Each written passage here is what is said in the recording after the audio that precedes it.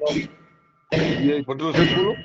હા નિખિલભાઈ રોહાણ વાત કરું સાહેબ. બોલો નિખિલભાઈ.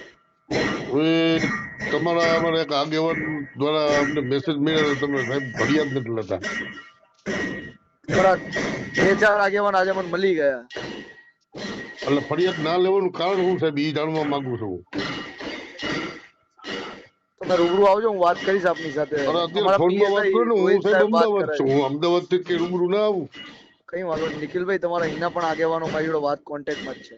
અને તમે મને ભરતભાઈ જવાબ દેવા જાફરાને માટે બધા જોડે વાત બંધાયેલા છો થઈ. સાહેબ. બંધાયેલો છું, બંધા આપી દઈશ આપને જવાબ રૂબરૂમાં. હું અત્યારે તો ફરિયાદ નથી લેતા એનું કારણ શું સાહેબ?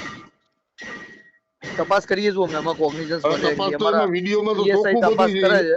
છે. અરે પીએસ મારી વાત સાંભળો સાહેબ. અમારા પીએસઆઈ તપાસ કરે છે અરે નિખિલભાઈ. વિડીયોમાં તપાસનો વિષય જ નથી. તમારે 151 ચોપન મુજબ ફરિયાદ લેવી પડે. Okay okay નિખિલભાઈ. એટલે સાહેબ તમે આવી રીતના મને જવાબ ના આપી શકો. હું વાત કરું છું, પણ અમારો પીએસઆઈ વાત કરે છે. પણ એમ નહીં, તમે વાત કરો ને તમને શું વાંધો છે? હું આરતીમાં છું. એટલે આરતીમાં આરતી જરૂરી છે કે નોકરી જરૂરી છે? કરીએ છીએ કામ. એટલે સાહેબ તમે વાંધો નહીં, આપને જવાબ આપી દઉં. હું થોડી વારમાં ફોન કરું ગવર્મેન્ટ છું. સર્વન્ટ છો, તમે મને આ જવાબ ના આપી શકો કે આરતીમાં છું. અમારી તપાસ ચાલુ છે, અમે અરજી લીધી છે. આજે તમારે એક આગેવાન આવી સાહેબ ગયા અરજી નહીં, અમારે એફઆઈઆર માં હતા. કરવાની છે. આપ શ્રી વિસાવદર કરશો સમાજના એક એફઆઈઆર? આગેવાન આવી ગયા છે અને એમની જ વાત ચાલુ છે.